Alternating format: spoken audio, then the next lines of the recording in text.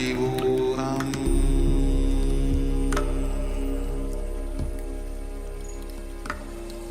Om Nityananda Paramashivoham.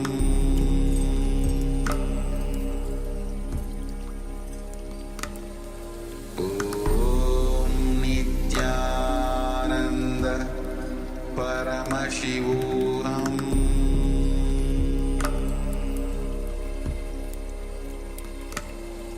Om Nityananda Paramashivoham.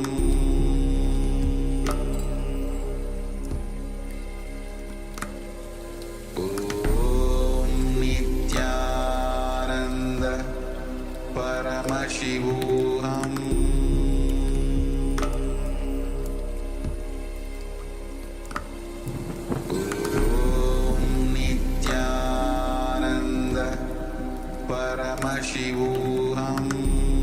Om Nityananda Paramashivoham.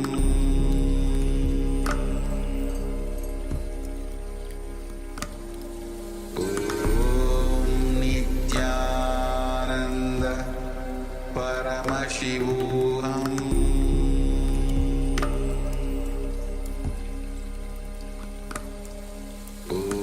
Om Nityananda Paramashivoham.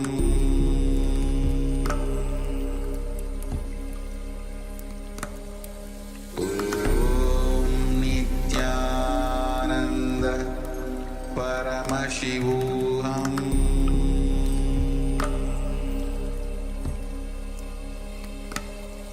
Om Nityananda Paramashivoham.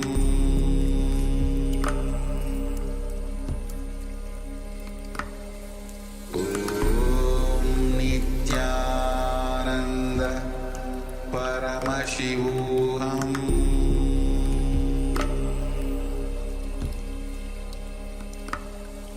Om Nityananda Paramashivoham.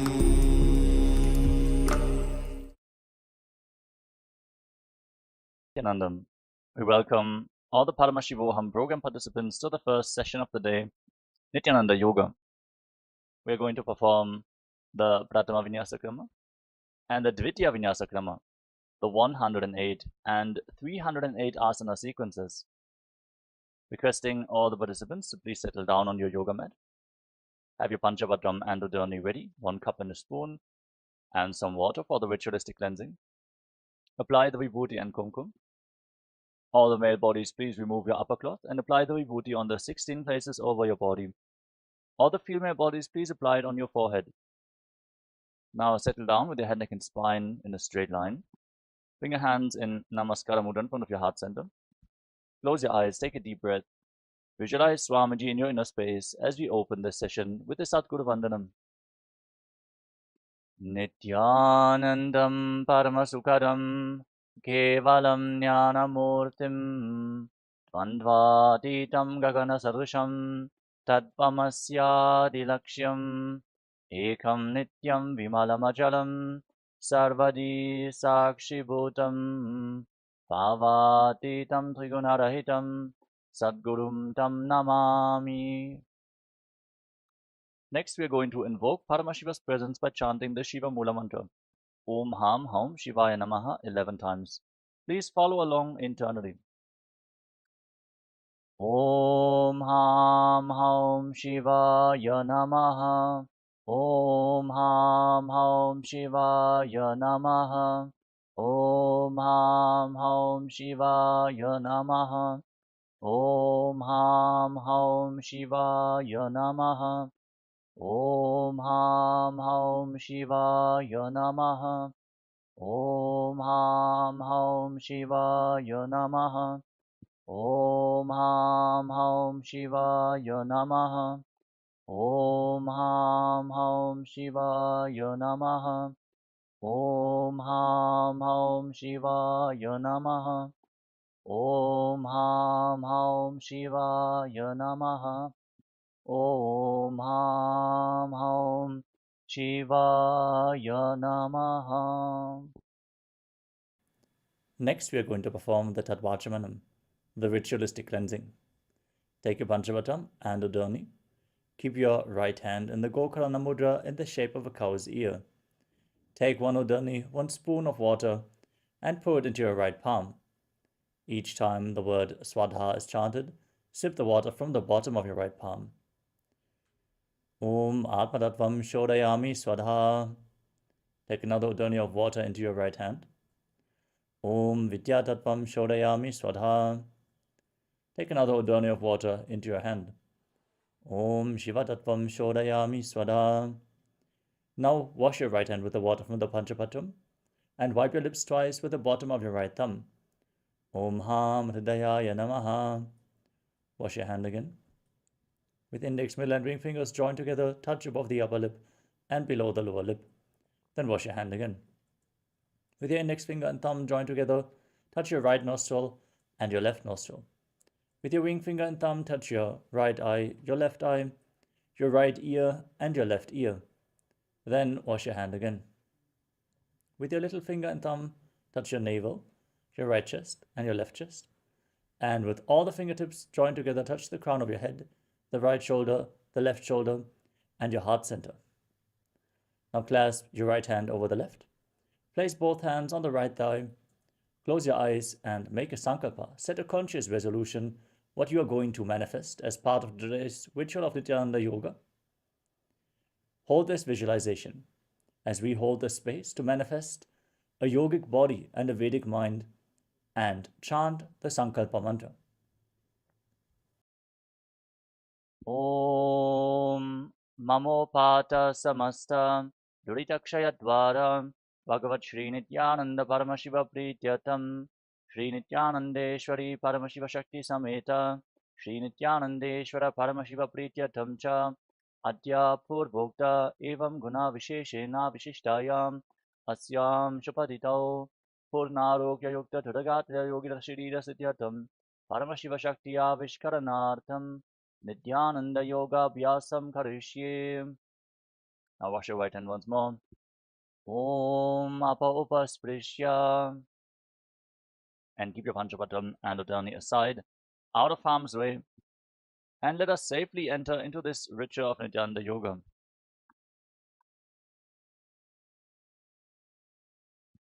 Starting off with the first asana of the sequence, Sukhasana.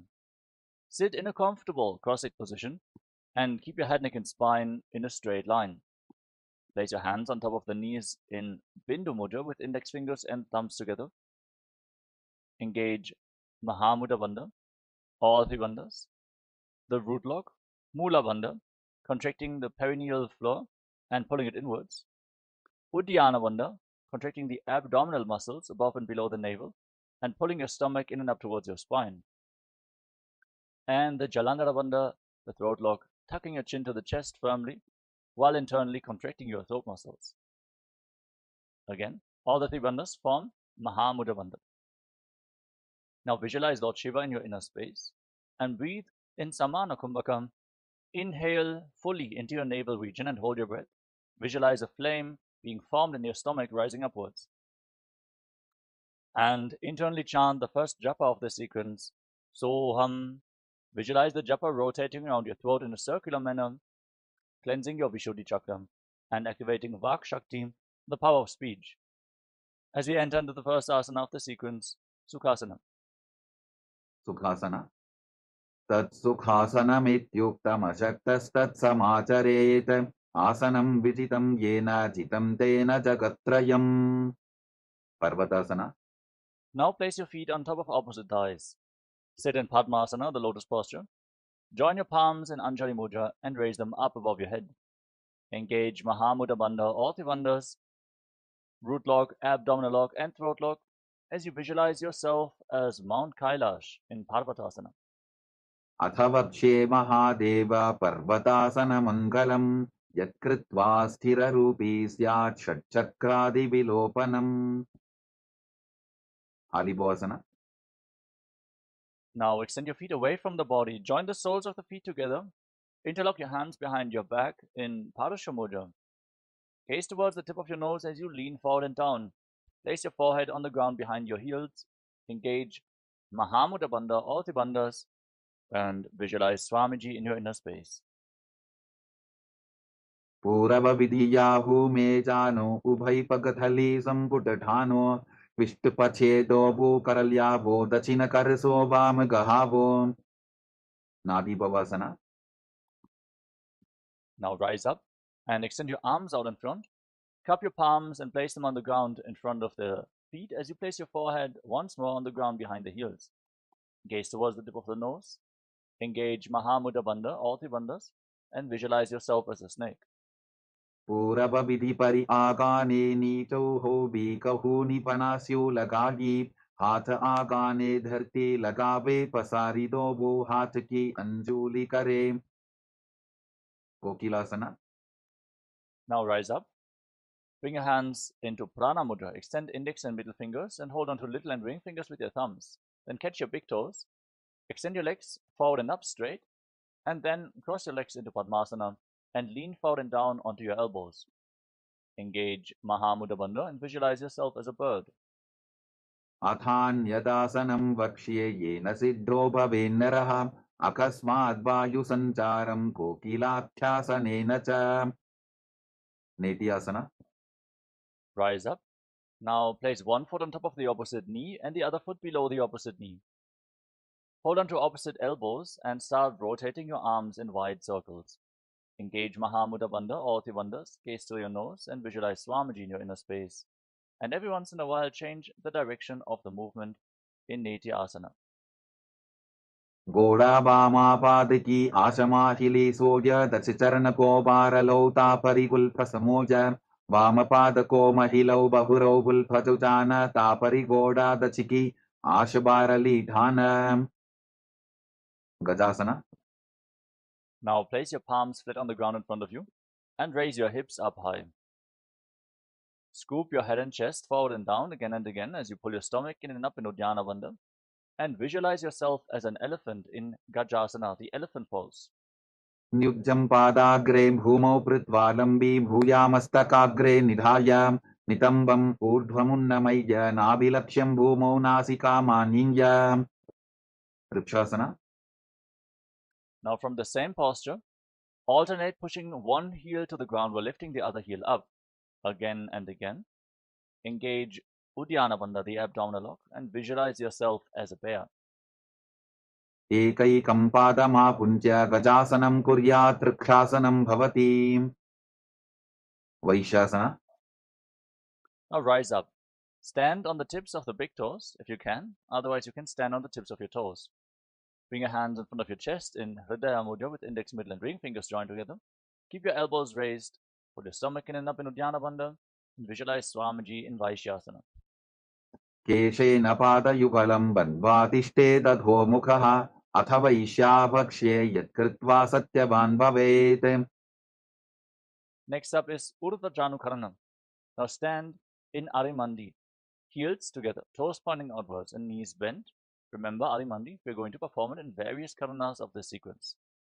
Now bring your hands to the chest, elbows raised, then lift one knee up along the center of your body in a circular motion and follow along with the respective hand gracefully again and again.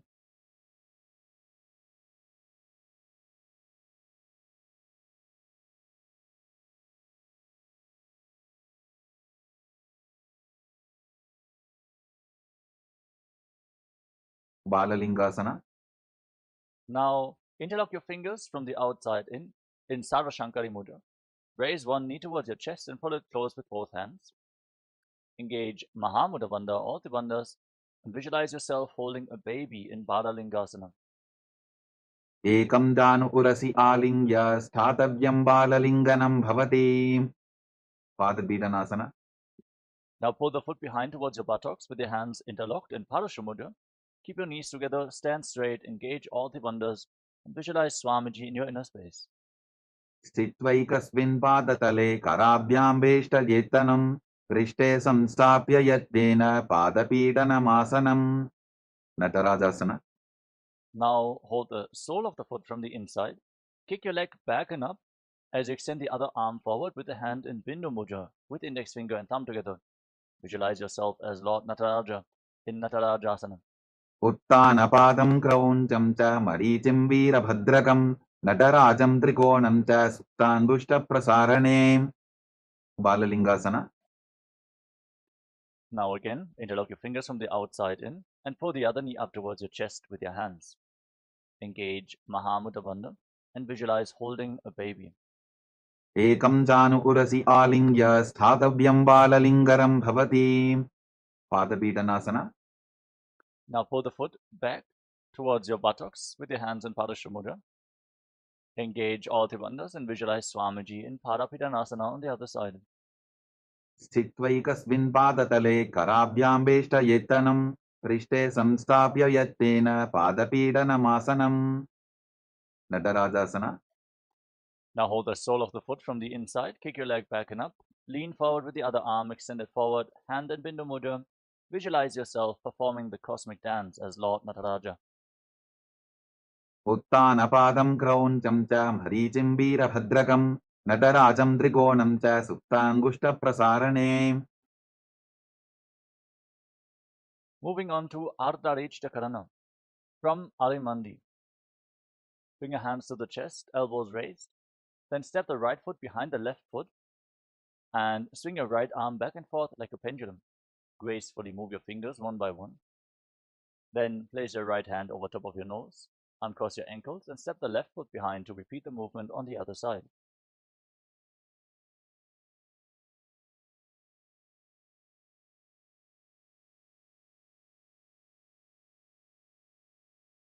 Moving on to the skeleton dance. Now, visualize yourself as a skeleton and shake your body intensely. Hold this visualization of being a skeleton and dance wildly. There's no muscles, no tissue, no skin holding you back, so move every bone of your body freely.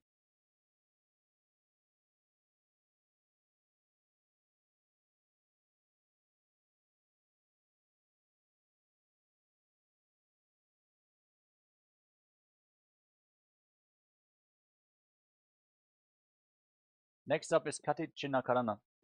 From Arimandi, cross your arms over top of your head with the palms facing back. Turn your body to one side and open up your arms over top of your head. Return to the center, cross your arms, open them up to both sides again and again as you follow along with your breath.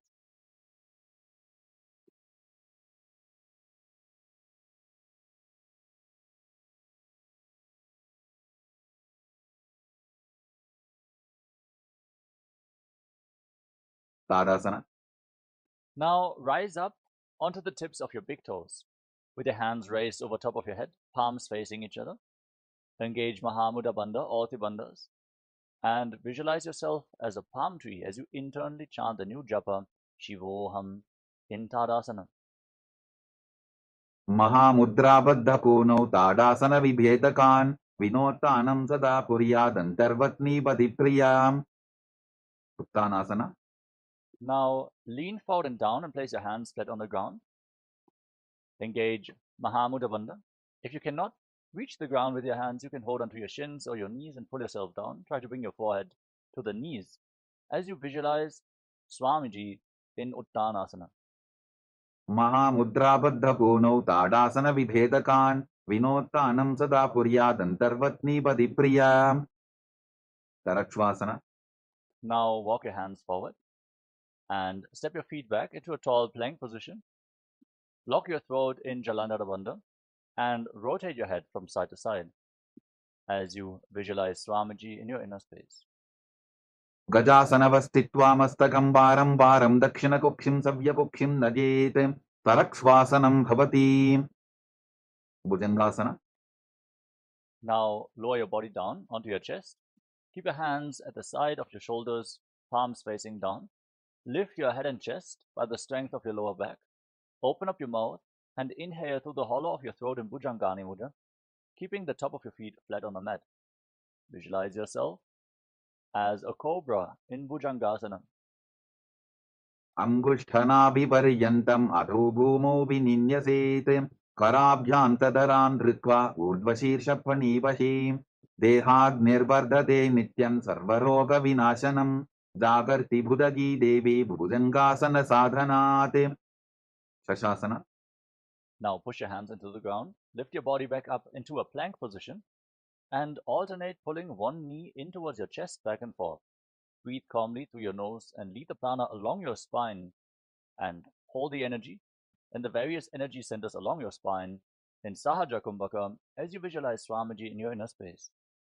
गजासन संस्थितौ जानुद्वयमापुञ्च वारं वारं कर्तव्यं शशासनं भवति प्रथासन. Now step one foot forward in between the two hands.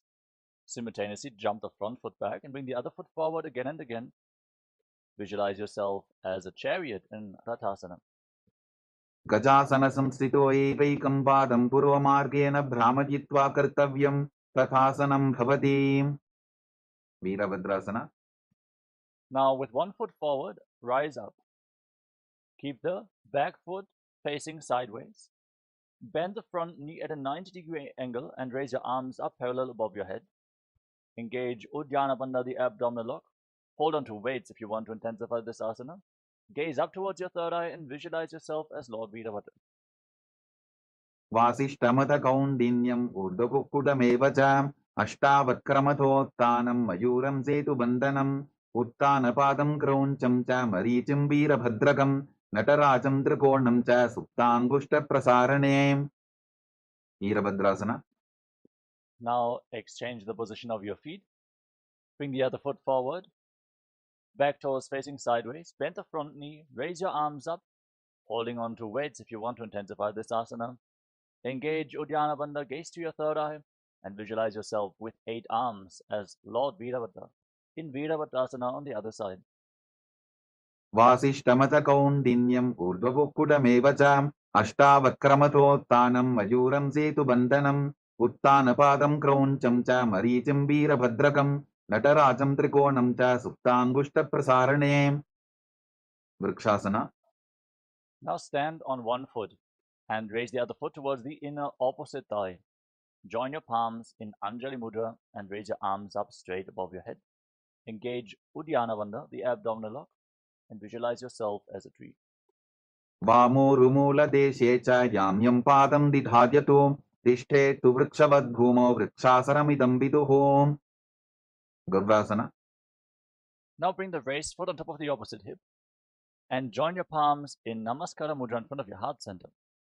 Visualize yourself as Lord Garuda as you stand straight on one leg in Garudasana. गरुडासनमावक्ष्ये येन ध्यानं स्थिरं भवेत् सर्वदोषाद्विनिर्मुक्तो भवतीह महाबली एकपादमुरो बद्ध्वा एकपादेन दण्डवते जङ्घापादसन्धिदेशे जानुभ्यग्रं व्यवस्थितः vrikshasana. Now exchange the position of your feet. Raise the other foot towards the inner opposite thigh. Join your hands in Anjali Mudra and raise your arms up over top of your head with the elbows straight. Engage Uddiyana Bandha and embody the strength, stability, and groundedness of a tree in Vrikshasana, the tree pose. वामोरुमूलदेशे च याम्यं पादं निधार्यतो तिष्ठेत्तु वृक्षवद्भूमौ वृक्षासनमिदं विदुः ब्रह्मासन. Now bring the raised foot on top of the opposite hip and your hands in Namaskara Mudra in front of your heart center. Feel the weight of huge wings on your back as you visualize yourself as Lord Garuda in Garudasana. गरुडासनमावक्ष्ये येन ध्यानं स्थिरं भवेत् सर्वदोषाद्विनिर्मुक्तो भवतीह महाबली एकपादमुरो बद्ध्वा एकपादेन दण्डवते जङ्घापादसन्धिदेशे जानुभ्यग्रं व्यवस्थितम् trikonasana. Now step one foot forward and the other foot far back with your back toes facing sideways. Extend your arms out parallel to the ground and lean forward and down. Place one hand by the front foot, the other arm pointing up to the sky. Keep your shoulders aligned and gaze up along the raised arm as you visualize yourself as a triangle. उत्थानपादं क्रौञ्चं च मरीचिं वीरभद्रकं नटराजं त्रिकोणं च सुप्ताङ्गुष्ठप्रसारणे Trikonasana. Now rise up, rotate your feet, lean down towards the other side, bring the other hand to the foot, gaze up along the raised arm and visualize yourself as a triangle in Trikonasana, the triangle pose.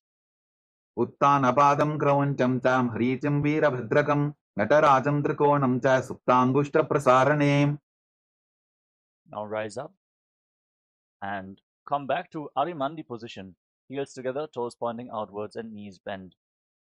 Bring your hands in front of your chest with the palms facing each other. Then raise one heel off the mat. Stomp the raised heel down, lift the other heel up, and exchange the position of your hands in front of your chest again and again in Nikuttaka Karana.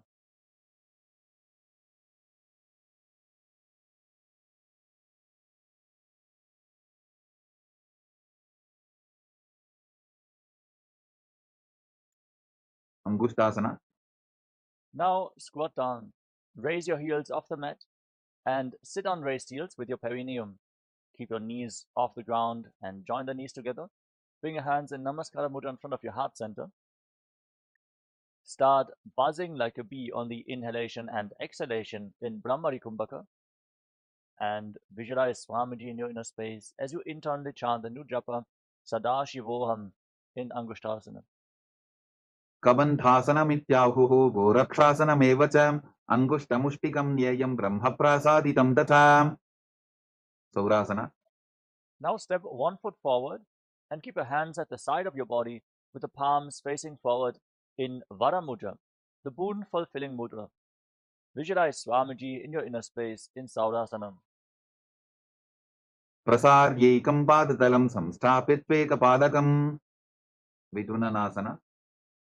Now lean forward, hold on to the big toe of the front foot in Prana Mudra, and hold on to the back heel with the other hand.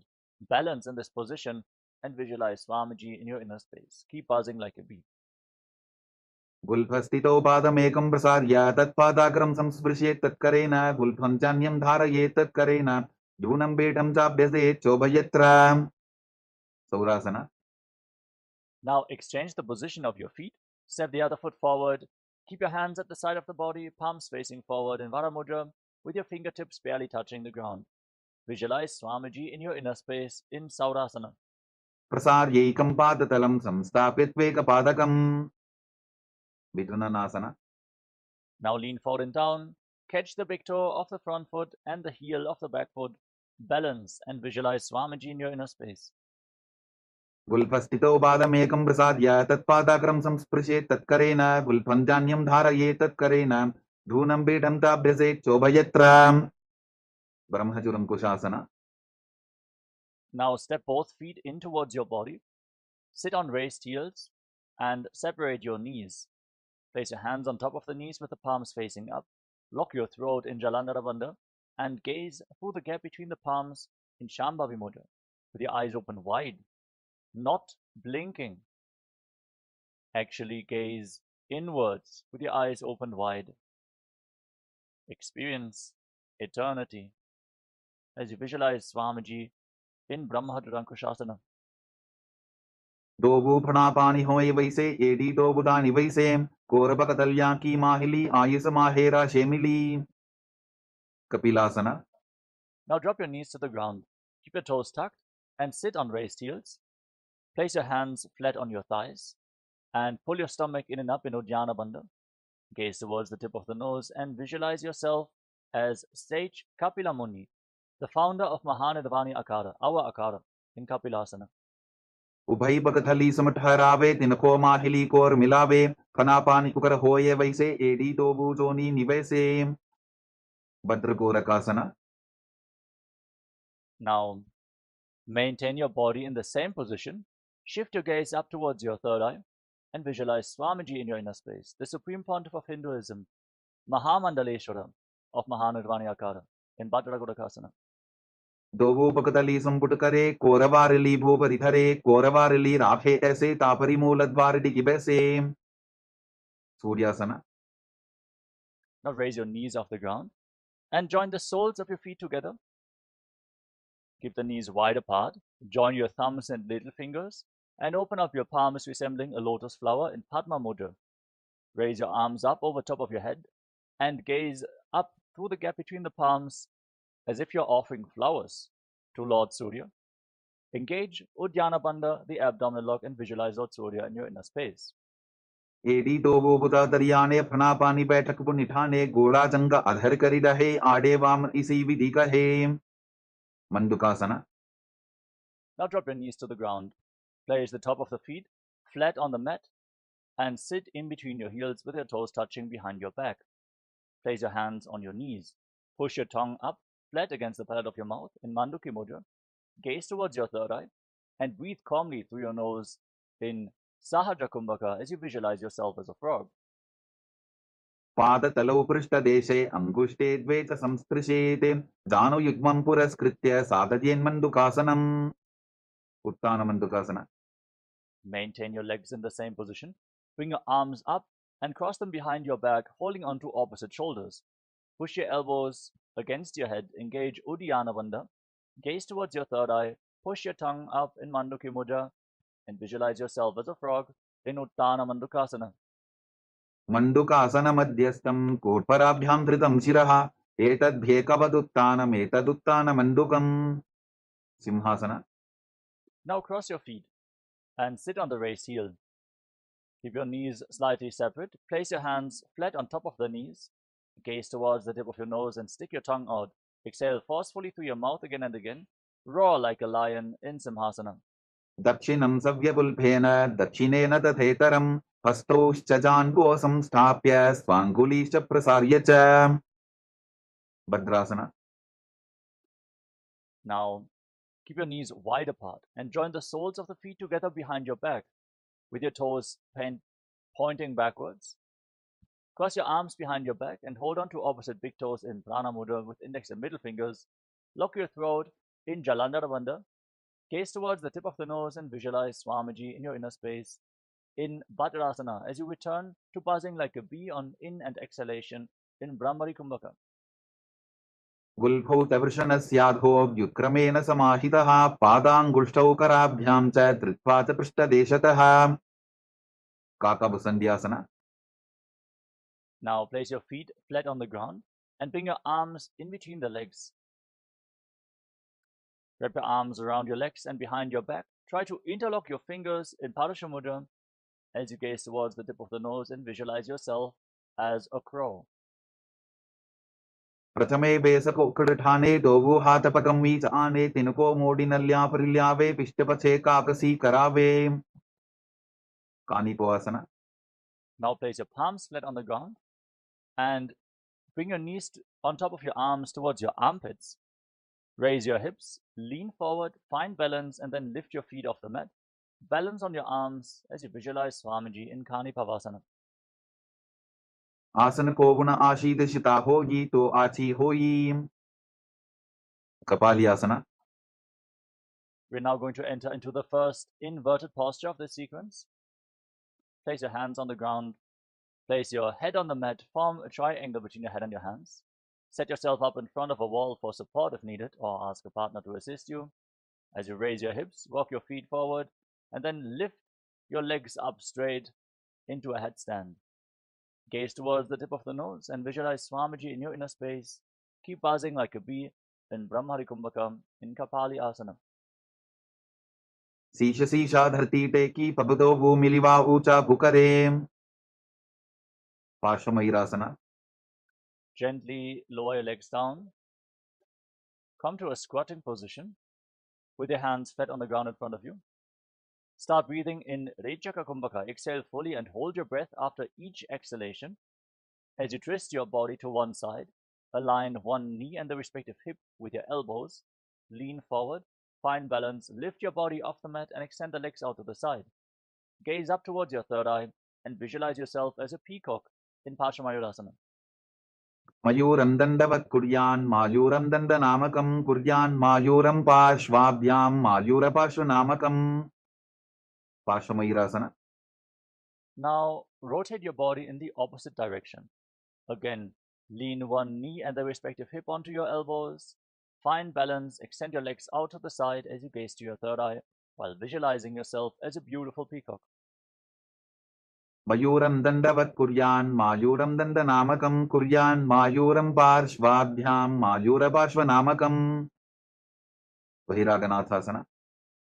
Now walk your hands forward and step your feet back into a tall plank position. Step one foot outside the shoulder in between the two hands. Push your hips forward and down, lift your head and gaze up towards your third eye as you visualize yourself as Lord Kala Bhairava in Bhairaganathasana. Asana Kovuna Piti Jayim. Bahiraganathasana. Now step the front foot back. Bring the other foot outside the shoulder in between the two hands. Push your hips forward, lift your head up, gaze towards your third eye and visualize yourself as Lord Kala Bhairava. Asana Kovuna Piti Jayim. Unmukha Bidasana. Now step your feet back and bring your elbows, bring your forehead, bring your forearms down to the ground. Lift your head and gaze up towards your third eye. As you visualize Swamiji in your inner space, try to touch your heels to the ground in Unmukha Pitasana. Bhunnistau Januni Hastau Chatushpadama Manmuham Utthapitan Griyubala Katistalam Abhiruka. Vasishtasana. Now rise back up onto your arms. Rotate your body. Lift one arm up straight to the sky. Keep your body straight as a plank. Your shoulders aligned. Gaze up along the raised arm and visualize yourself as Sage Vashishta. ऊर्ध्वकुक्कुटवासिष्ठमरीचिहलमत्स्यकं परिवृत्तिं चोदरस्य विविधं धनुरासनम् Vasishtasana. Now bring the raised hand down to the mat. Rotate your body in the opposite direction and lift the other arm up to the sky. Gaze upwards. Keep your core engaged, your body straight as a plank.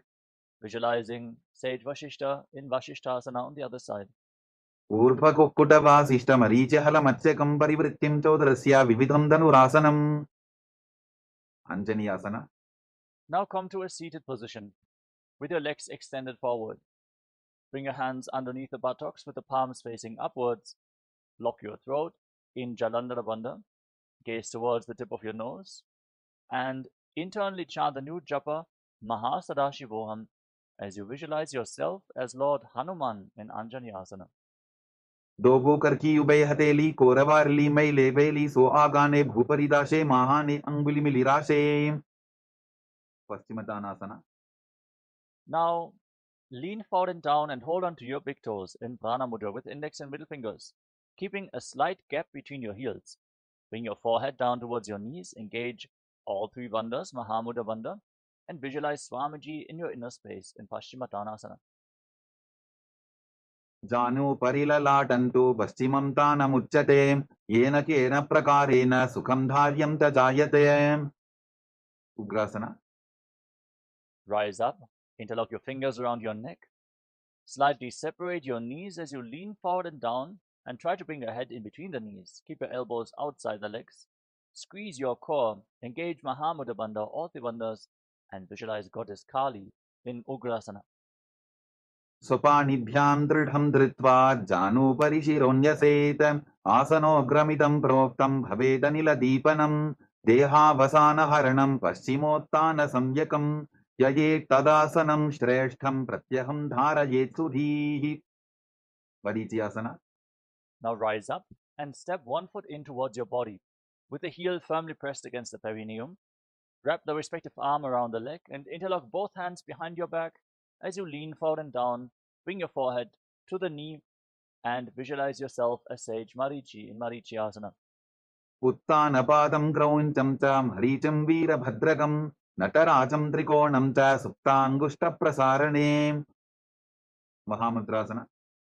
Now rise up, drop the raised knee to the side with the heel firmly pressed against your perineum. Lean forward and down and hold onto the front foot with both hands. Engage Mahamudra Bandha, all three bandhas. Gaze to your nose, visualize Swamiji in your inner space. Internally, repeat the japa Mahasadashivoham in Mahamudrasana. महामुद्रां प्रवक्ष्यामि तन्त्रेऽस्मिन् मम वल्लभे यां प्राप्य सिद्धा सिद्धिं च कपिलाद्याः पुरागताः Varichiyasana. Now rise up and exchange the position of your legs. Step the other foot in towards your body, heel against the perineum, knee raised. Wrap your arms around your back, interlock your fingers behind, and try to bring your forehead against the knee as you visualize yourself as Sage Marichi. उत्तानपादं क्रौञ्चं च मरीचिं वीरभद्रकं नटराजं त्रिकोणं च सुप्ताङ्गुष्ठप्रसारणे Mahamudrasana. Now drop the wrist into the side. Hold onto the front foot with both hands. Gaze to your nose. Exhale and hold your breath as you engage Mahamudra Bandha and visualize Swamiji in your inner space in Mahamudrasana. Mahamudram pravakshami tantresmin mama vallabhe yam prapti siddha siddhim cha kapiladhyah puragataah. Bhadrasana. Now rise up. Join the soles of the feet together in front of your body. Interlock your fingers around your toes and pull your heels against your perineum. Gaze up towards your third eye. Try to bring your knees to the mat. Push them down by the strength of your groin as you visualize Swamiji in your inner space in Bhadrasana 2. Gulbhau tabrishanasyadah sivantyah parshvayoho kshipet padaparshve tu panibhyam draham badhva sunischaram. Valipavasana. Now slightly extend your feet away from the body. With your toes together, heels apart. Place your hands on the respective knees and lock your throat in Jalandhara Bandha. Gaze towards the tip of your nose and visualize Swamiji in Gvalipavasana.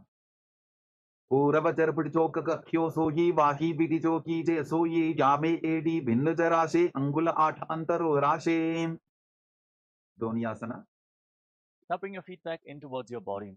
Hold onto the soles of the feet with all 10 fingers.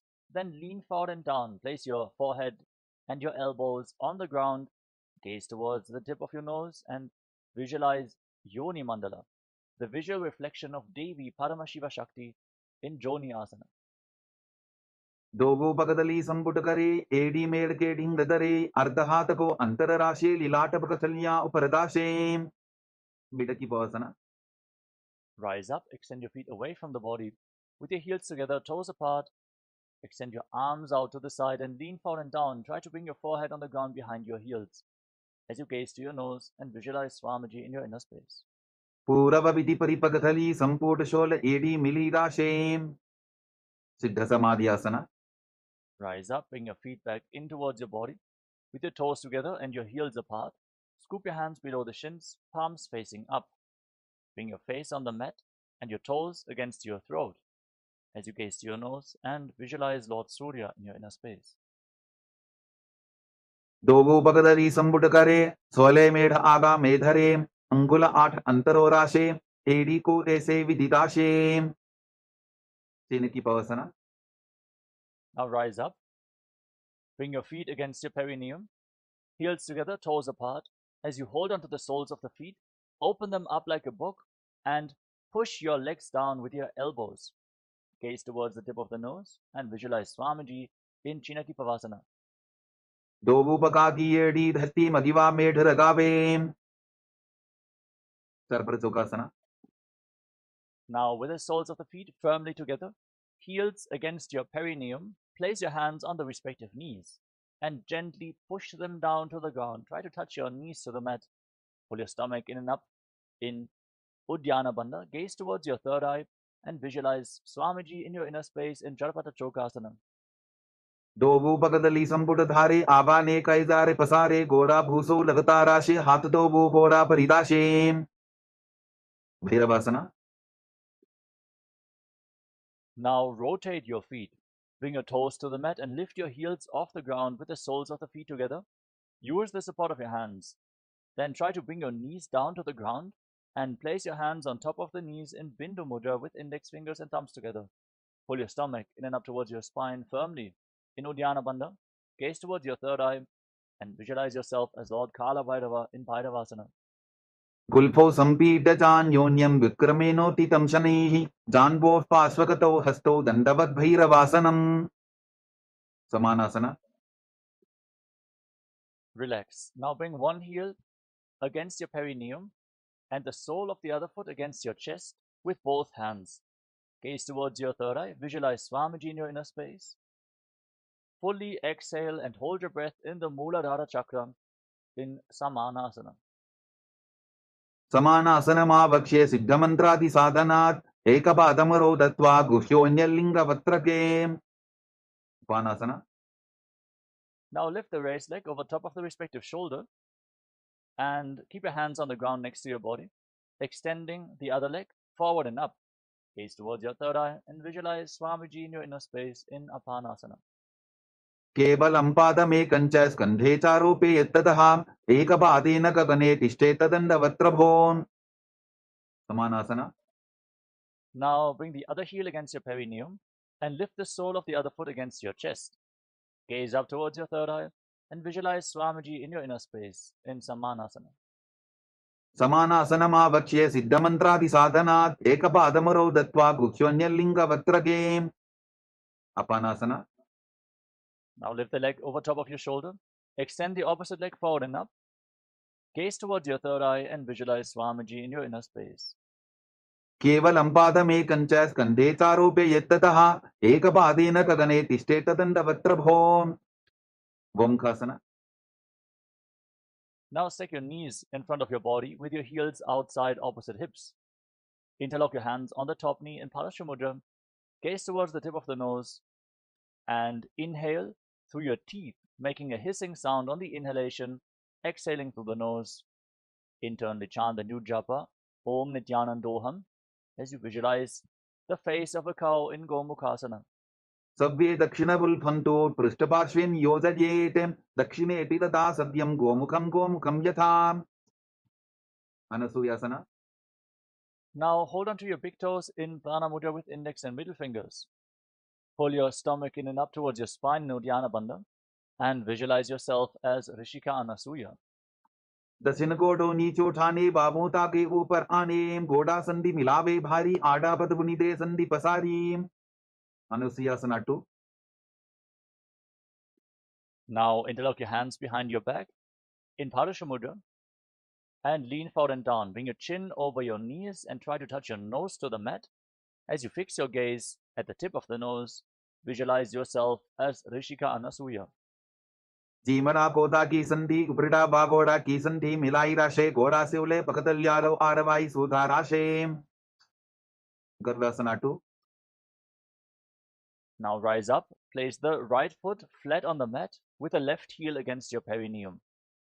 Place your hands on the respective knees, gaze towards the tip of the nose and visualize yourself as Lord Garuda. दावो बकमोड़ी येडी बाहिला विल्फमूलद्वारनी सैते. Naradasana. Now sit on the heel, interlock your hands around your neck and twist your elbows outside the raised knee. Gaze up towards your third eye and visualize yourself as sage Narada in Naradasana. पिष्टिजवाम बगदली केरी भूपरिता हिलवा वेभेरी गोडा सुरोफनो है जोगी छिपाशिटी राशे सोगी. Matsya-Pitakasana. Now place the left foot on top of the right thigh and raise the right knee. Wrap your arms around your legs. Hold on to the right big toe with your hand in Prana Mudra and hold on to the right shin with the left hand. Gaze towards the tip of the nose and visualize Matsya, the fish avatar of Lord Vishnu, in Matsya-Pitakasana. वामेन वामाङ्गुष्टन्तो गृहीतं मज्जपीठकं योरि वामेन संबीड्य मेढ्रातुपरि दक्षिणम्. Vomkhasana. Now, once more, stack your knees in front of the body with the other knee on top this time. Place your hands interlocked on the top knee. Gaze towards the tip of the nose and sit in the shape of the face of a cow in Gomukhasana, the cow face posture. सव्ये दक्षिणवुल्फन्तो पृष्ठपार्श्वेन योजयेत् दक्षिणेऽपि तथा सव्यं गोमुखं यथा. Anasuyasana. Now hold on to your big toes in Prana Mudra with index and middle fingers. Pull your stomach in and up towards your spine, firmly in Uddiyana Bandha. Gaze to your nose and visualize yourself as Rishika Anasuya. दक्षिण कोटो नीचो ठाने बाबों ताके ऊपर आने गोडा संधि मिलावे भारी आडा पदपुनि दे संधि पसारी. Anusuyasana 2. Hold the visualization as you interlock your hands behind your back, lean forward and down, and bring your chin over the knee, the nose to the mat. Gaze towards your nose in Anasuyasana 2. जीमना कोदा की संधि उपरिटा बागोड़ा की संधि मिलाई राशे गोरा से उले पकतल्यालो आरवाई सुधा राशे. Garvasana 2. Now rise up, place the sole of the right foot on the mat, the right knee raised against your chest. Bring the left heel against your perineum. Hands on the knees, gaze forward towards your nose and visualize yourself as Lord Garuda. Davobakamodigedi Bahilapulpamooladwarani Saite. Naradasana. Now raise your perineum onto the heel, sit on the heel. Interlock your hands around your neck and twist your elbows outside the raised knee. Gaze up towards your third eye and visualize yourself as Sage Narada in Naradasana. Pishtijavam Bagdali Keri Bhuparita Hilava Veperi Godasuro No Hejogi the Chipashitira Shesoyi. Matsibhitakasana. Now place the right foot on top of the left thigh. Hold on to the left big toe and shin. Gaze towards the tip of the nose and visualize Matsyavatara of Mahavishnu in Matsyapitakasana. Vamena Vamangushtanto Grihitam Matsabhitakam Yori Vamena Sambhidya Mehdrathupari Dakshinam. Matsyendrasana. Now extend your legs out in front. Then place the left foot on top of the right thigh and raise the right knee. Twist your left elbow outside the raised knee and bring your left hand to your neck, the right hand on the ground behind you. Gaze up towards your third eye. As you place the right hand on the ground and visualize Sage Matsyendrasana, the master of Hatha Yoga. Uderam Paschimabhasam Kritva Tishtati Yattatahanam Brangam Vamapadam Hi Takshachanu Parinyaset. Ubhasana. Now extend the front hand down towards the foot with the elbow outside the raised knee. Hold onto the big toe in Prana Mudra with index and middle finger and place the other hand on your respective ear. Twist your spine, gaze back and up towards your third eye and visualize yourself as a camel in Kubhasana. Asana Koguna Jholo Jaye. Matsyendrasana 2. Now drop the hand from the ear to the ground behind you. Keep holding onto the front foot, twist your spine even more. Gaze up towards your third eye and visualize Sage Matsyendrasana. Vatsendrapitham Dadara Pradiptim Pratendara Pandala Khandanastram Abhyasata Kundalini Prabodham Dandasthiratvam Hidatati Pumsam. Matsyendrasana. Now extend your legs out in front. Exchange the position of your feet. Place the right foot on the left thigh. Raise the left knee. Twist your right elbow outside the raised knee with a hand by the neck and the left hand on the ground behind you. Gaze up towards your third eye and visualize Sage Matsyendrasana. Uderam Paschimabhasam Kritva Tishtati Yattatahanam Brangam Vamapadam Hi Takshachanu Parinyaset. Ubhasana. Now extend the front hand down towards the foot. Hold onto the big toe in Prana Mudra and place the other hand on your ear as you gaze to your third eye and visualize yourself as a camel. Keep hissing through your teeth in Shitkari Kumbhaka. Asana Koguna Jholo Jaye. Matsyendrasana 2. Now place your hand from the ear to the ground behind you. Twist your spine even more. Gaze towards your third eye and visualize Sage Matsyendrasana, the master of Hatha Yoga in Matsyendrasana 2. Vatsendrapitham Dadara Pradiptim Pratendara Pandala Khandanastram Abhyasata Kundalini Prabodham Dandasthiratvam Hidatati Pumsam. Padmasana. Now place your feet on top of opposite thighs. Sit in the lotus posture. Place your hands flat on your knees, palms facing down. Gaze towards the tip of the nose. Roll your tongue up and stick it out of your mouth. Inhale through the rolled up tongue like a tube. Exhale through the nose in Shitali Kumbhaka.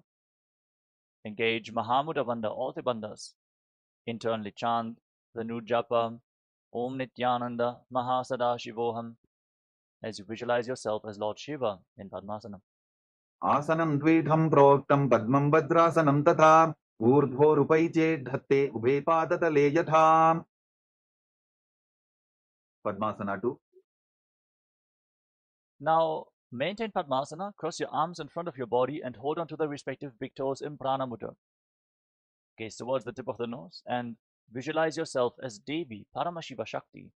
Keep breathing in Shitali Kumbhaka in Padmasana 2. Uttanau charanau kritva uru samsto prayattataha uru madhye tathottano pani kritva tu tadrisho. Ukkutasana. Now bring your hands through your legs. Place your palms flat on the ground while sitting in Padmasana. Then straighten your arms, push your hands into the mat and lift your entire body off the ground. Pull your knees up towards your chest. Breathe calmly through your nose in Sahadra Kumbhaka as you visualize yourself as a rooster in Kukkutasana. पद्मासनं सुसंस्थाप्य नान्वोरोरन्तरे करो निवेश्य भूमावासिष्ठे व्योमस्तः कुक्कुटासनः बद्धकेट्यासना. From Padmasana, now rise up onto your knees. Place your palms on the ground in front of you with your fingers pointing towards your body. Bend your elbows against your navel. Lean forward, find balance, and then lift your entire body off the mat. Balance on your arms while visualizing Swamiji in Baddha Kekiasana. धरामवष्टभ्यकरत्वेन तत्कूर्परिस्थापितानाभिपार्श्वः उच्चासनो दण्डवदुत्तितर्खे तत्र वदन्ति पीठम् मयूरं पद्मकं कुर्यात् बद्धकेकीति कथ्यते. Mayurasana. Now extend your legs back. Bring your elbows against your navel, fingers pointing towards your knees. Lean forward, find balance, lift your legs off the ground straight as you visualize yourself as a beautiful peacock in Mayurasana. अथ वक्ष्ये महादेव मयूरासनमुत्तमं भूमौ निपात्य हस्तौ द्वौ कूर्परोपरि देहकम्. Makarasana. Now lay down on your stomach, relax. Interlock your hands around your neck and place your forehead on the mat. Rotate your feet so the toes are pointing outwards and your heels are touching the ground. Visualize yourself as a crocodile in Makarasana, the crocodile pose. अध्यासशेदे हृदयं निधाय भूमौ च पादौ च प्रसाद्यमानो शिरश्च धृत्वा करदण्डयुग्मे देहाग्निकारं मकरासनं तत्. Salabhasana. Now place your hands on the ground next to your shoulders and lift your legs off the ground completely, including your knees, and hold while visualizing yourself as a locust. अध्यासशेटे करयुग्मवक्षो भूमिमवष्टभ्यकरयोस्तलाभ्यां पादौ च शून्ये च वितस्ति चोर्ध्वं वदन्ति पीठं शलभं मुनीन्द्राः. पुष्प्रासना. Now bend your knees, hold on to your feet, and pull them down to the ground outside your hips. Try to touch your heels to the mat as you visualize yourself as a camel. अध्यासशेटे पदयुग्मव्यस्तं पृष्ठेति दायापि धृतं कराभ्याम् आकुञ्चयेत् सम्यक् उदरासेवाढमुष्प्रञ्च पीठं योगिनो वदन्ति. Dhanurasana. Holding onto your feet firmly, kick your legs back and up, and lift your head and chest. Gaze up towards your third eye, and visualize yourself as Pinaka, Lord Shiva's bow, in Dhanurasana, the bow pose. प्रसाद्य पादौ भुविदण्डरूपौ करौ च पृष्ठे धृतपादयुग्मं कृत्वा धनुस्तुल्य विवर्तिताङ्गं निगद्य योगी धनुरासनं तत्. Bhavasana. Relax. Now come to a kneeling position. Sit in between your heels with the toes touching behind your back. Place your hands on the knees. Gaze up towards your third eye and catch your breath. Breathe calmly through your nose in Sahadra Kumbhaka. Internally chant the new japa. Om Nityananda Paramashivoham. And visualize Swamiji in Bhagasana. उल्टा मोड़ी बावतो वैसे बहुरोचुति करे कैसे पावन महिला बुल्प होबु कुलापाशितीला वेसोबु.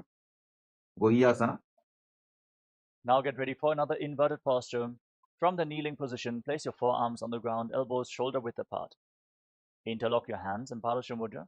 Place your head on the ground and support it with your hands. Raise your hips, walk your feet forward, and then lift your legs off the ground. Keep your knees bent and pull your knees against your chest. Try to touch your chin with your knees as you gaze to your nose and visualize Swamiji in Gohi Asana. दोवो हाथ की कहुनी जोगी पुनिह कलाई जाने दोयी. Shirasasana. From the same position, extend your legs up straight. Breathe calmly and deeply. Find your center. As you gaze to the nose, visualize Swamiji in Shirshasana. विपरीतं मण्डलं तद्विधैव विदितं हिनः दण्डासनं दिदा प्रोक्तं विपरीतोपवेशने. कोड्यासना. Gently lower your legs down and come to a seated position. We're now going to enter a sequence of rapid exhalations through the nose. Pull your abdomen in and up and push the air out of your lungs again and again, like the bellows of a blacksmith, without actively inhaling. Don't worry, air will naturally flow back into your lungs in this pranayama, Vastika Kumbhaka. We're going to perform it throughout the next few asanas, so keep exhaling, exhaling, exhaling.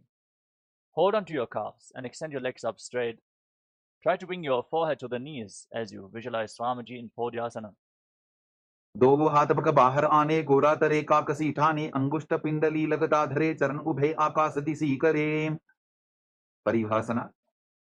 Now bring your hands behind your back and hold on to opposite shoulders. Keep your legs raised, gaze to your third eye and visualize yourself as a mace in Parigasana. उत्थान शयनं कृत्वा पादौ मिलित्वा प्रसाद्य नितम्बं भूमौ स्पृष्ट्वा हस्ताभ्यां कन्दरां बद्ध्वा. नौकासना. Extend your arms out in front, parallel to the ground. Gaze towards your third eye and visualize yourself as a boat in Naukasana. उत्थान शयनं कोट्पराभ्यां भूमिं पश्चाद्य हस्तो नितम्बं निधाय. रुद्रासना. Now bring your hands towards your chest, scoop your hands below the feet and pull the soles of the feet against your chest. Gaze towards your nose and exhale rapidly as you visualize yourself as Lord Rudra. पगरली संपुट कटिहातस्य उपक उचाई पकाका अंगूठा दोबो लेबो परलिकानी तालवे. उन्मुख पीठासना. Relax. You can now lay down on your back and breathe calmly. Place your feet flat on the mat. Keep your knees raised. Place your palms flat on the ground just behind your heels. Push your hips off the ground, contract the perineal floor, lock your throat and hold your breath firmly in Murcha Kumbhaka for a long time, forcing the prana into the Sushumna Nadi, the central nadi of your spinal cord. Feel the energy raising as you gaze towards the tip of the nose and visualize Swamiji in your inner space in Unmukha Pithasana too. ऊर्ध्वे तजानुनी कृत्वा छवित्वोर्ध्वमुखं तथा उत्थाप्य हस्तौ तिष्ठेतु पीठ उन्मुखनामके. शवासना. Now lay down flat on your back. Keep your hands at the side of the hips with the palms facing up. Forcefully pull the awakened Kundalini Shakti up along your spine from the Muladhara Chakra at the root of your spine to the Swadhisthana, the Manipuraka, Anahata Chakra, to the Vishuddhi Chakra, the Anya Chakra, the third eye, all the way to the Sahasrara Chakra on the crown of your head. Pierce the Brahmarandha and leave your body behind. Completely unclutch from your physical body. Lay completely still without any movements of the body and mind as we enter into a small meditation. Visualize that your body is dead and Swamiji is liberating you. Internally chant the Mahavakya. Om Nityananda Paramashivoham in Shivasana.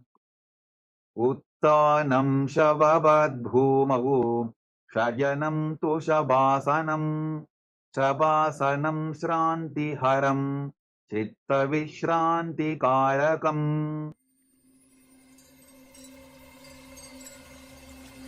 I welcome you all with my love and respect.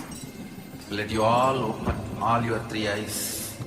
Om Nityananda Paramashivoham.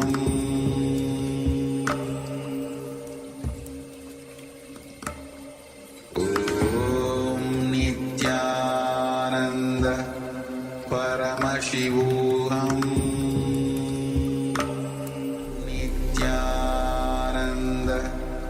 Paramashivoham.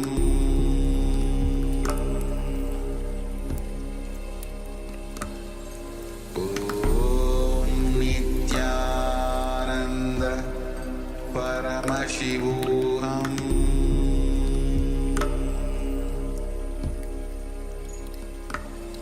Om Nityananda Paramashivoham.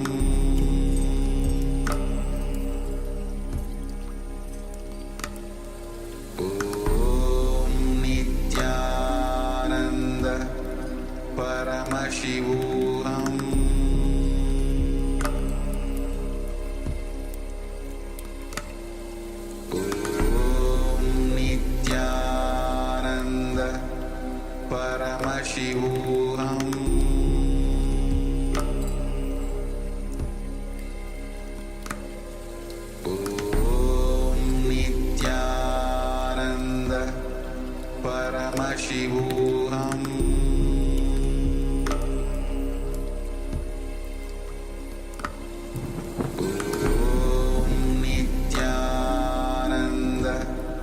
Paramashivoham.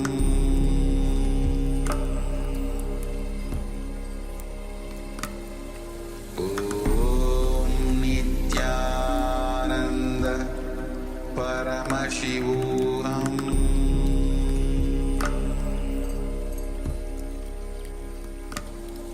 Om Nityananda Paramashivoham.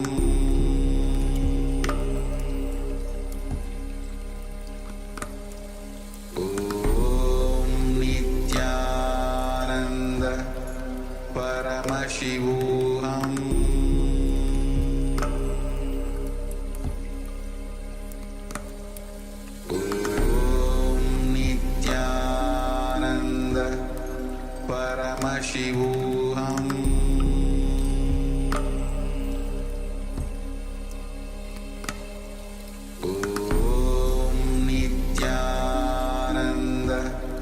Paramashivoham.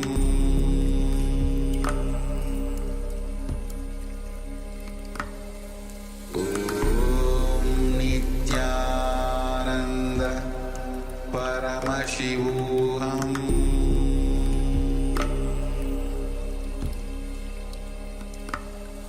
Om Nityananda Paramashivoham.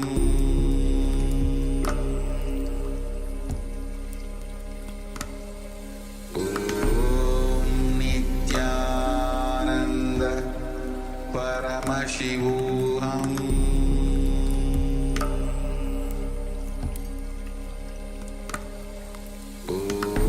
Om Nityananda Paramashivoham.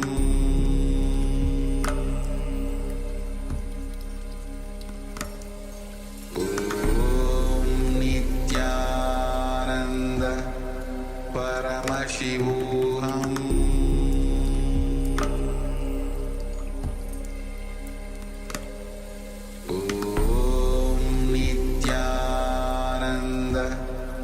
Paramashivoham.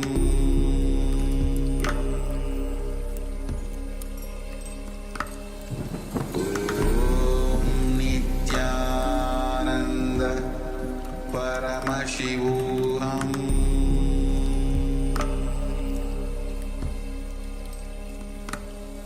Om Nityananda Paramashivoham. Paramashivoham.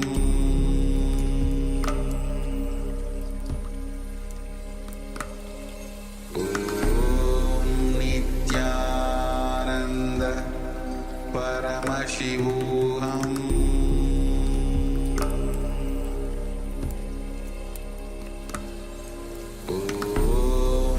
Nityananda Paramashivoham.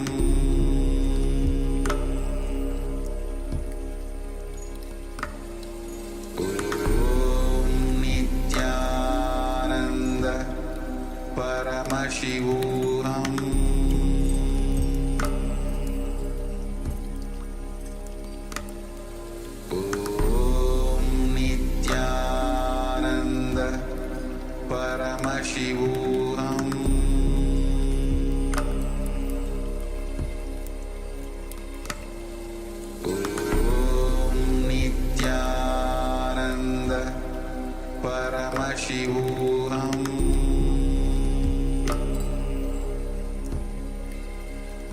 Paramashivoham.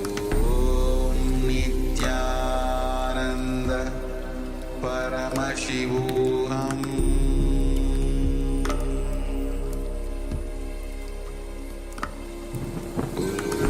Om Nityananda Paramashivoham.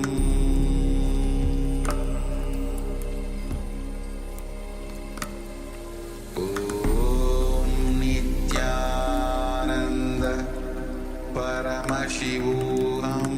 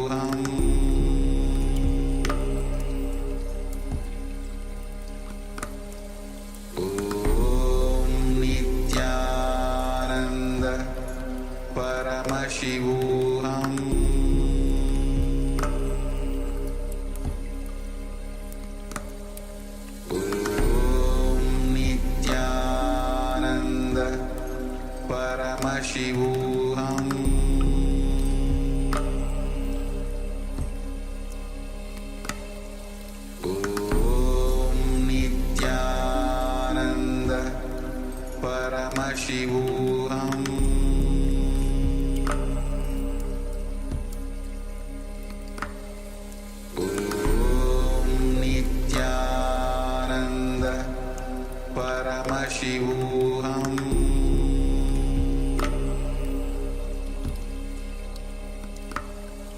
Om Nityananda Paramashivoham.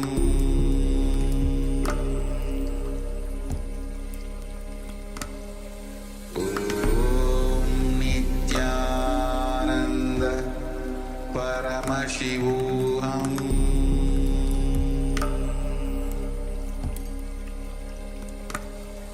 Om Nityananda Paramashivoham.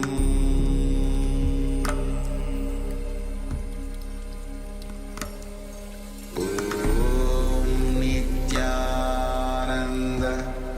Paramashivoham.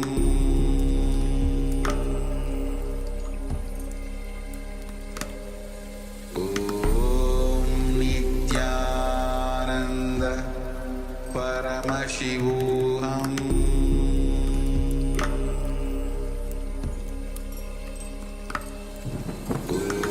Om Nityananda Paramashivoham.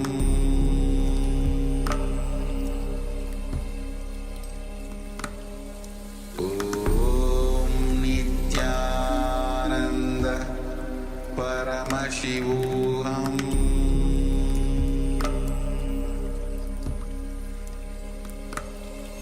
Om Nityananda Paramashivoham.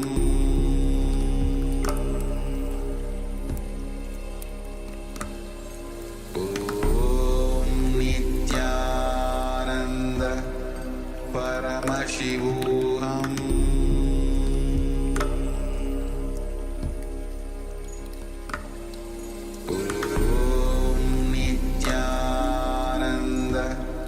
Paramashivoham.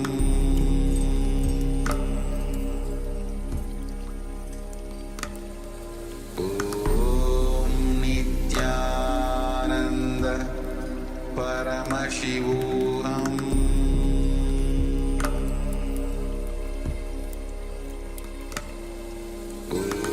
Om Nityananda Paramashivoham.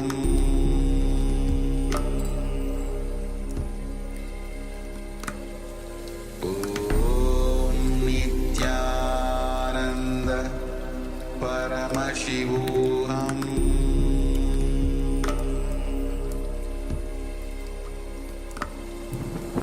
Om Nityananda Paramashivoham.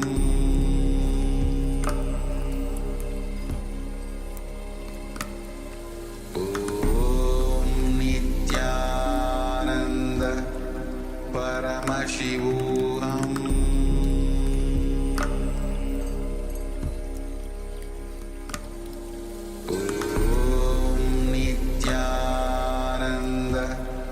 Paramashivoham.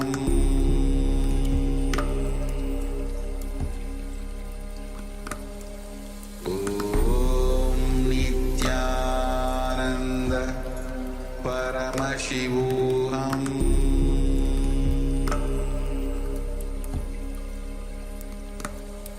Om Nityananda Paramashivoham.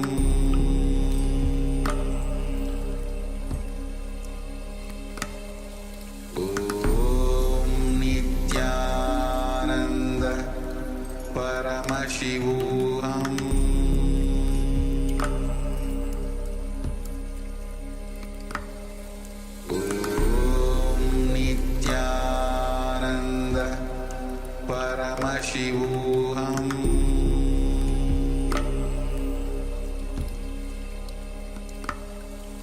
Om Nityananda Paramashivoham.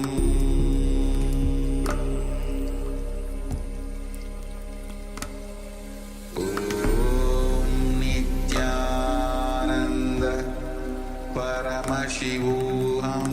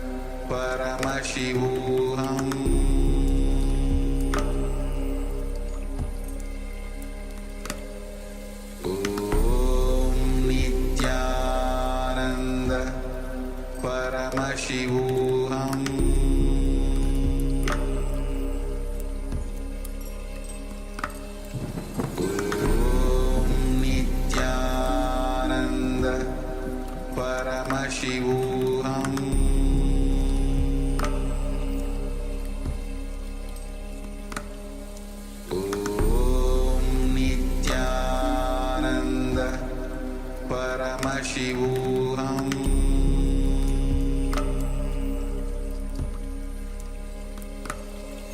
Om Nityananda Paramashivoham.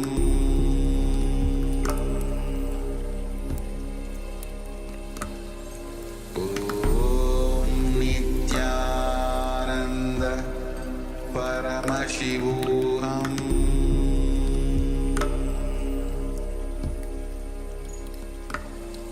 Om Nityananda Paramashivoham.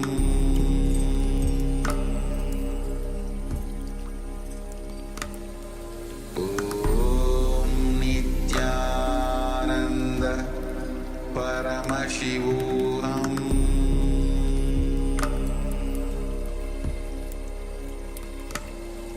Om Nityananda Paramashivoham.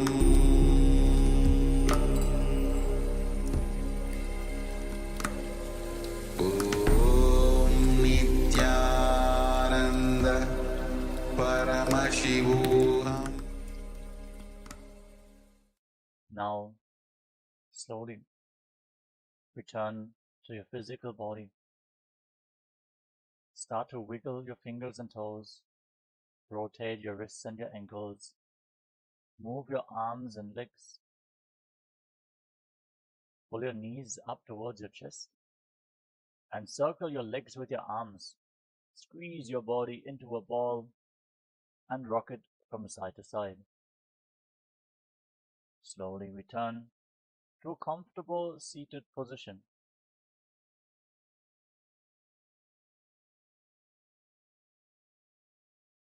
Congratulations, you completed the Pratama Vinyasa Krama, the first 108 asanas of Kailasas Nityananda Yoga.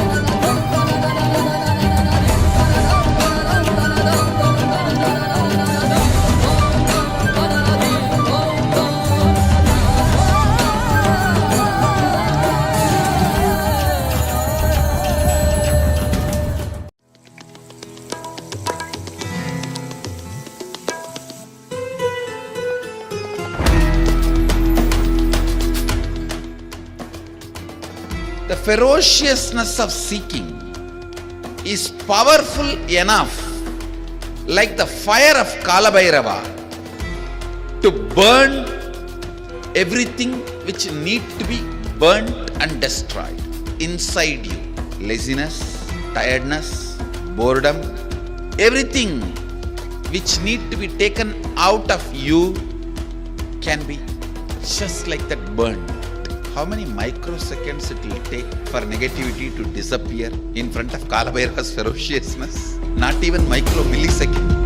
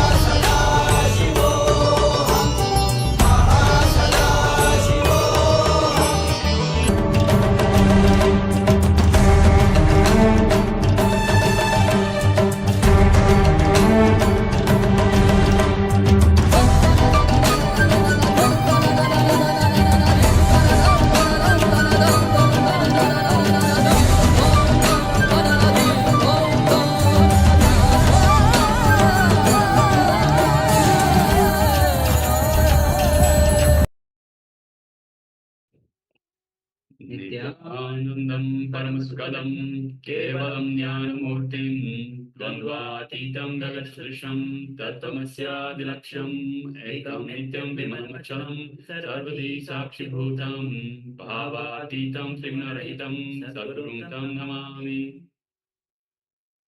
Nityananda, all of you. Nityanandam. And welcome to day 2 of Glimpses of Paramashivoham. Glimpses, it is just the glimpse of what you're going to get in the Paramashivoham, the program itself.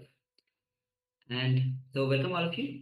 And we'll be having sessions today, of course, as the Paramashivoham. And we also would like to welcome Ma Ananda Gaurupni, Nityanandama. And we have Ma Yang Yanhong, Nityanandam. And also we have participants with camera switched off. Wang, Shivan, Lee Tang, Ma Lishika, Ma Anand Yogini. Requesting all of you to switch on your cameras, and also all the participants on the YouTube.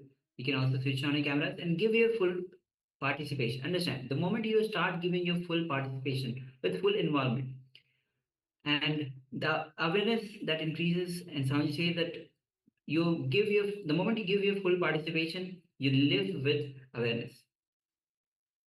So with this, we'll be starting with the power manifestation. So meanwhile, you can get ready with the blindfold to cover your eyes, the two eyes. And if you don't have the blindfold, you can get ready with a piece of cloth to cover your eyes. As we enter into the Sastramana. Sastramana means the scriptural reference for manifesting the power of third eye. Yes, so the Shastra Pramana is the scriptural reference, and it goes as such. Kapalantar mano nyasya tishtan milita lochanaha kramena manaso dhadyat lakshayat laksham uttamam. And the translation is, by fixing the mind on the inner space within the crown center and sitting stably without any movement, having the eyes closed in succession by that stability of the mind and inner space. Through the power of third eye, one directly sees the ultimate goal, Laksham, by having the vision beyond the sight. That reveals any object or place, attaining the space of oneness with the source, Paramashiva. So let's get ready to manifest the powers of third eye. Understand, all of us, Swami says that all of us have the third eye. Due to calcification of the third eye, it gets decalcified through the water or through the food that we are taking. So Swamiji is awakening third eye of all of us. So let's get ready to manifest, as all of you are already initiated. Those who are new, they are initiated yesterday. So let's get ready to manifest this power. You can sit with your head, neck, spine, and straight line. To facilitate the energy to rise up, to move upward. That's the best way to sit, in a balanced way.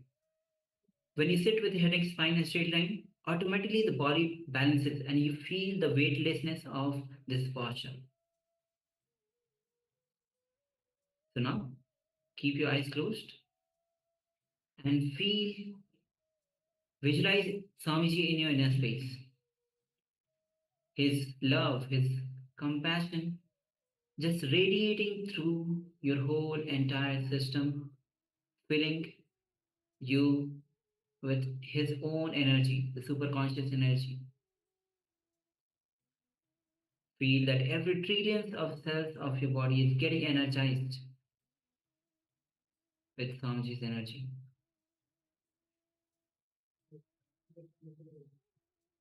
Take a moment and visualize